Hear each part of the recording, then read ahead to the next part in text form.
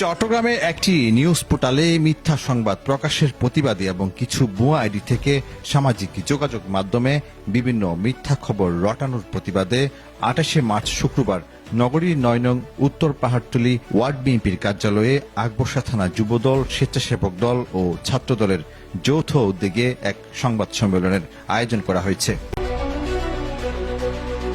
উক্ত সংবাদ সম্মেলনে লিখিত বক্তব্য পাঠ করেন ভুক্তভোগী আকবরশাহ থানা যুবদলের সাবেক সদস্য সচিব ইলিয়াস খান। সংবাদ সম্মেলনে তিনি অভিযোগ করে বলেন, দীর্ঘ ১৫ বছর ধরে বৈধভাবে ব্যবসা পরিচালনা করে আসছি। তার নামে ৪টি মনগড়া সংবাদ প্রচার করেছে একটি গণমাধ্যম, এমন দাবি ভুক্তভোগীর।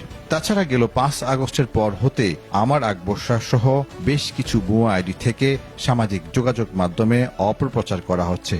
এটি মূলত সামাজিক ও রাজনৈতিকভাবে হেয় প্রতিপন্ন করার জন্য করা হচ্ছে। আপনারা দেখেন ওই নিউজে আমার কোনো বক্তব্য বা আমার কোনো কথা, আমার কোনো ভয়েস বা আমি যে জড়িত আছি বা ওরা দুজন যে কথোপকথন, ওর মধ্যে আমাকে নিয়ে কোনো কথা বা কিছু আছে কিনা।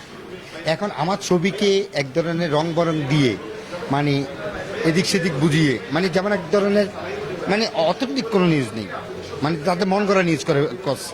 তা আমি তীব্র নিন্দা প্রতিবাদ জানাই এবং আমি বলবো চট্টগ্রাম প্রতিদিনের শুভবুদ্ধির উদয় হবে এবং তারা লাল মহিউদ্দিন সম্পর্কে তাদের ধারণা নাই বিধায় তারা এই ধরনের নিউজ করছে। ইলিয়াস খান আরো অভিযোগ করে বলেন, নিজ দলের ভিতরে ঘাপটি মেরে থাকা কিছু লোক যারা অতীতে ফ্যাসিস্ট সরকারের সাথে আঁতাত করে চলছিল, তারা আবার নিজ দলের নেতাদের বিরুদ্ধে ষড়যন্ত্র করছে। ফ্যাসিস্ট এবং ফ্যাসিজমের দোসর যারা আছে, কেউ বিদেশে পলাতক আছে, কেউ হয়তো পলাতক আছে, নানা রকম ফেক আইডি খোলে, তাদের মন গড়া আমি ফ্যাসিস্ট এবং ফ্যাসিজমের বিরুদ্ধে। টোটালি তার যে কোনো মূল্য হোক, যে কোনোভাবে হোক, টাকা পয়সা খরচ করে হোক, আমাকে এক ধরনের ল্যাং মেরে ফেলে দেওয়া বলে না, চাচ্ছে তার কোনো একটা দল আমাকে আমার বিরুদ্ধে একটা বহিষ্কার করুক বা আমার বিরুদ্ধে একটা অ্যাকশন নেক এবং আমি চুপ হয়ে যাব, তারা আবার ব্যাক করবে। ফ্যাসিজম এবং ফ্যাসিজমের যারা দোসর এখন এলাকায় ঘুরেফেরা করছে এবং অতীতে তাদের সাথে সখ্যতা ছিল, তারাই করছে। দুই একজন আইডেন্টিফাই করছি, আমি আইনগত ব্যবস্থা নিব ইনশাল্লাহ। আকবরশাহ থানা স্বেচ্ছাসেবক দলের আহ্বায়ক হাসান মাহমুদ বলেন, সংবাদ মাধ্যম যেন অসত্য প্রচার না করে যথাযথ তথ্য প্রমাণ নিয়ে সংবাদ প্রচার করার আহ্বান জানান। অপপ্রচার যারা করতেছে তারা তো আসলে খুব খারাপ, এগুলো আসলে খুব খুবই নোংরামি করতেছে। এটা ৫ আগস্টের আগে ছিল না। এখন যারা অপপ্রচারগুলো করতেছে বেশিরভাগই দোষক, আর সবাই চাচ্ছে আসলে আমরা কামড়াকামড়ি করি। আমাদের ওয়ার্ডের মধ্যে বিভিন্ন ধরনের ভেজাল লেগে থাকুক, একটার পর একটা ভেজাল লেগে থাকুক আমাদের মধ্যে। অন্যান্য এলাকায় যদি থাকে, কুন্দলগুলো থাকে, আমাদের মধ্যে আমাদের দলীয় ভাই বোনদের মধ্যে কোনো কুন্দল নাই। আমরা স্বচ্ছভাবে আছি। সবাইকে অনুরোধ করবো মিথ্যা প্রচার থেকে বেরিয়ে আসুক। ফেক আইডি যদি লেখক তাদের মতো লেখুক, সমস্যা নেই, সত্যটা তুলে ধরুক। সাংবাদিক মাধ্যমে বলবো, আপনারা যদি সংবাদ করতেছেন সত্যটা তুলে ধরেন, দোষরের পক্ষ হয়ে কোনো ধরনের কাজ যেন না করেন। আমি এই ব্যাপারে যারা ইলিয়াস খানের ব্যাপারে মিথ্যা সংবাদ প্রচার করতেছে, আমি তীব্র নিন্দা জানাচ্ছি আমার থানা স্বেচ্ছাসেবক দলের পক্ষ থেকে।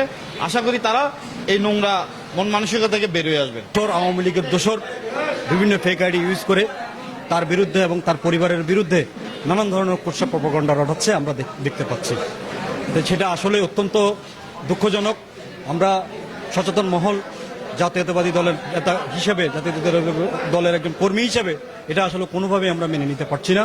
তার বিরুদ্ধে গতকালকে আমরা নিউজ দেখলাম, চট্টগ্রাম প্রতিদিন এক ধরনের একটা নিউজ করলেন, বিভিন্ন ধরনের চাকচিক্য ব্যবহার করে, কথার টোন ব্যবহার করে তাকে সেই সংবাদের মধ্যে তাকে এমনভাবে টেনে এলেন আসলে যার সাথে তার কোনো সম্পৃক্ততা নেই, তার কোনো ভয়েস নোট নাই, সেখানে তার কোনো লিখনি নাই, তার কোনো কথা নাই, সেখানে এমনভাবে টেনে এনে তাকে বিতর্কিত করার জন্য এই সংবাদ প্রচারণা করা হয়েছে আমরা মনে করি।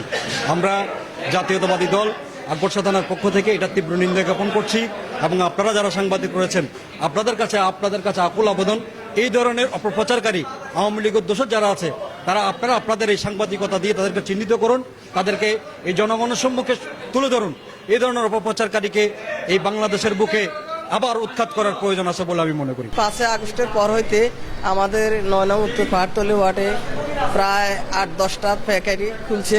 বিশেষ করে আমার আকবরশাহ যে আইডিটা, সে প্রতিদিনে ইলিয়াস খান সহ, হাসান মাহমুদ সহ আমাদের অনেকের নামে যে অপপ্রচারগুলো করতেছে এগুলা সম্পূর্ণ ভিত্তিহীন।